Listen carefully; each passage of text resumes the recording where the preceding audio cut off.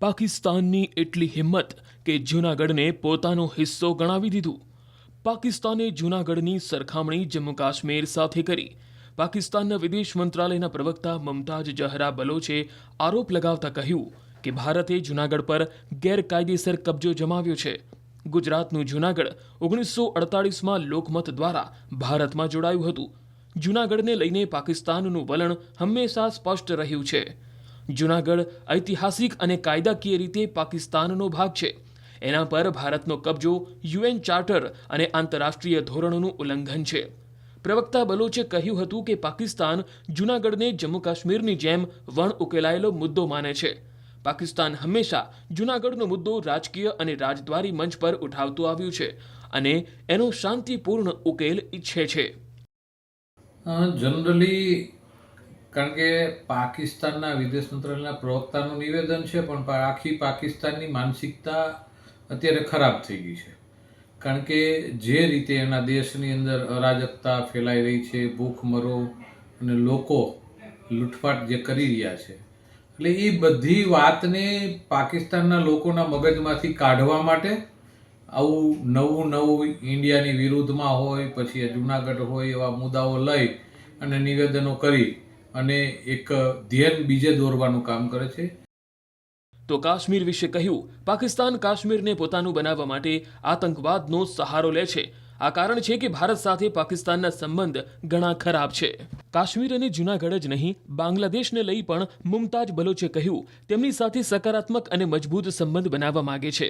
બંને દેશોની સરકારના સહયોગથી સંબંધ વધુ સારા બનશે.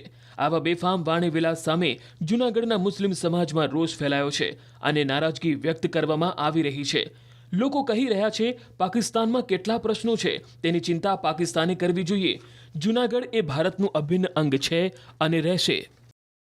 જૂનાગઢ એ ભારતનું અંગ છે અને સરદાર વલ્લભભાઈ પટેલે આ જૂનાગઢને આઝાદ કરી અને જે આરજી હુકુમતના લડવૈયાઓ હતા એને મતદાન કરી અને જૂનાગઢની અંદર ભારતની અંદર જૂનાગઢને રાખવાનું કામ કર્યું હતું. ભારત જ્યારે ગુલામીની કારમી જંજીરો તોડીને 15મી ઓગસ્ટ 1947ના દિવસે આઝાદ થયું, ત્યારે જૂનાગઢમાં નવાબી શાસનના નવાબ રસૂલ ખાન દ્વારા જૂનાગઢનું જોડાણ ભારત સાથે નહીં પરંતુ પાકિસ્તાન સાથે કરવાની જાહેરાત કરી. ત્યારે ભારત આઝાદ થઈ રહ્યું છે તેની ખુશી જૂનાગઢવાસીઓ માટે અંધકારરૂપ બની ગઈ હતી. જૂનાગઢના પાકિસ્તાન સાથેના જોડાણને લઈને સરદાર પટેલની આગેવાનીમાં જૂનાગઢમાં આઝાદીની એક નવી ચળવળની શરૂઆત થઈ, જેને આરજી હુકુમત નામ આપીને જૂનાગઢ અખંડ ભારતનો હિસ્સો છે એ માટેની લડાઈ શરૂ થઈ હતી.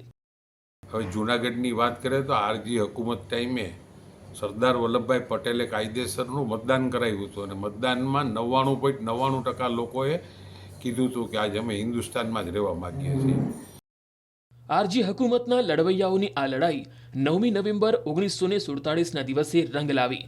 જૂનાગઢના નવાબ તેના સમગ્ર પરિવારની સાથે તેમના સૌથી નજીક અને પાલતુ શ્વાનો સાથે પાકિસ્તાન પલાયન થઈ ગયા. 9મી નવેમ્બર 1947ના દિવસે જૂનાગઢવાસીઓએ આઝાદીના પહેલા સૂર્યકિરણના દર્શન કરીને અખંડ ભારત સાથે જૂનાગઢનું જોડાણ થયું તેની ખુશી મનાવી હતી. આ લોકો પાસે મુદ્દો નથી, કારણ કે ન્યા ગરીબી એવડી મોટી ફાટી નીકળી છે.